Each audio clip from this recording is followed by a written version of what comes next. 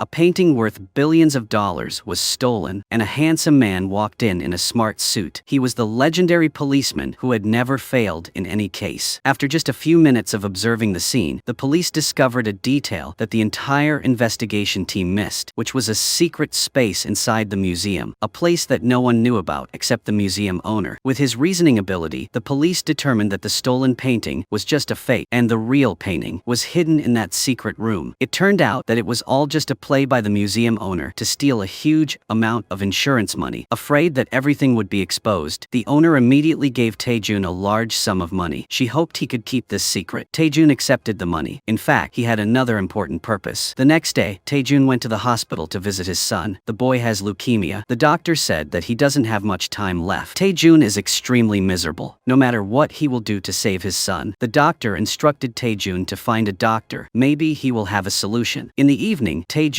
took the business card to the designated location. He found the doctor treating a child. This child's condition was exactly the same as his son's. He also saw the medicine the doctor injected into the boy. It really worked. Taejun entered the examination room, but was suddenly restrained. He was chased out by the doctor. Taejun knelt down and begged this person to save his son. Then the two sat down to talk. The doctor said that he would save Taejun's son if he agreed to his condition. Taejun would help the doctor steal a research document from the Microbiology Institute. Because he is an honest policeman, Taejun disagreed. Taejun stood up and left, but the doctor said that the research was his. The Microbiology Institute had stolen it before, and they even pressured the doctor to withdraw. To save his son, Taejun was forced to accept the deal. The doctor gave Taejun a bottle of medicine, and sure enough, after using it, his son began to show signs of improvement. The next day, Taejun went to see his superiors to resign. He did not want his next actions to affect the reputation of the police force. His superiors felt sorry for a talented person like Taejun, and his superiors also said that he could return to work whenever he was ready. On the other hand, this young man, Hee-chul, was attending a party when a beautiful girl came to take revenge. It turned out that the day before, when the girl broke into the museum pretending to steal a painting, the police suddenly appeared. The young man Hee-chul was a teammate but ran away alone. Hee-chul quickly escaped outside, while Nabi also broke the glass door and followed him with a rope. Suddenly, Taejun came to pick Hee-chul up. Nabi angrily stole the car and followed. In no time, the girl caught up with the two men. Taejun told Nabi to get in the car. He had something to discuss. Taejun asked them to help him carry out a theft at the Microbiology Institute, and he would pay them a suitable fee. This money was the money the museum owner had previously used to bribe Taejun. After the job was done, Taejun promised to take full responsibility and turn himself in, and the group of super thieves would not be arrested by the police. Nabi and Hee-chul had no reason to refuse. The group immediately took action. Taejun analyzed the situation at the Microbiology Institute for everyone to know. He decided to act tonight. That evening, Nabi broke in from above with a rope. Hee-chul pretended to be a doctor and entered from below. Taejun watches the camera to guide his teammates. On the other side, there is a handsome young man practicing with his friends. His name is Roy, and he is the head of the security team guarding the Microbiology Institute. After the practice session, Roy receives a phone call from someone, a mysterious person informing him that the Microbiology Institute has a burglary. Roy immediately sets off to return. Roy also reports this news to the security guards present at the Microbiology Institute. The security guards quickly go to check and realize the abnormality. Taejun quickly informs his teammates. At this time, Hee-chul successfully cuts off the power to the building, causing the guards to lose their direction, and Nabi immediately takes care of them. The two steal the information and send it to the doctor, who smiles with satisfaction. But the doctor calls Taejun to inform him that he only received a blank document. Taejun doesn't understand what's going on. On this side, the two teammates try to escape from the building. They discover that someone has cut their cable. Hee-chul immediately called Taejun, but he did not receive support, but instead, Taejun's anger. It was clear that Hee-chul had sent the documents. This matter must have had a mastermind behind it, controlling everything. Taejun told them to get into the elevator to escape, and he quickly ran over to support the doctor. After getting the documents, he called someone to clean up the mess. A man in black attached a demolition device to the elevator. The doctor pressed the button and made the elevator fall. When Taejun ran to the scene, the elevator collapsed in front of him. Taejun was extremely shocked by what had just happened. The police quickly arrived and arrested Taejun. Taejun's former colleague dragged him into the car. Taejun begged his former colleague to give him more time to save his son, and at the same time, he also wanted to find the mastermind of this case. Taejun was released, and he became a nationally wanted wanted criminal. At this time, Taejun came to find a mysterious woman. This is the only person he can rely on at this time. It turns out that she was originally a failed actress, but with the ability to speak 4 languages fluently, she chose the path of becoming a professional scammer. Taejun was warmly welcomed by Soo-kyung. Taejun came to ask Soo-kyung to find someone to help him. The next day, Soo-kyung went to find Nabi. Hee-chul also appeared here. The 3 of them then returned to meet Taejun. On the other side, several officials were holding a secret meeting. The stocks of the Microbiology Institute increased after the theft last night. It turned out that it was all the CEO's plan. According to an official, this CEO never showed his face, even when discussing big plans. At this time, Roy remembered what happened. Roy did not know who called him and what his purpose was. He was forced by the Microbiology Institute to pay compensation for the damage, and the security company had to pay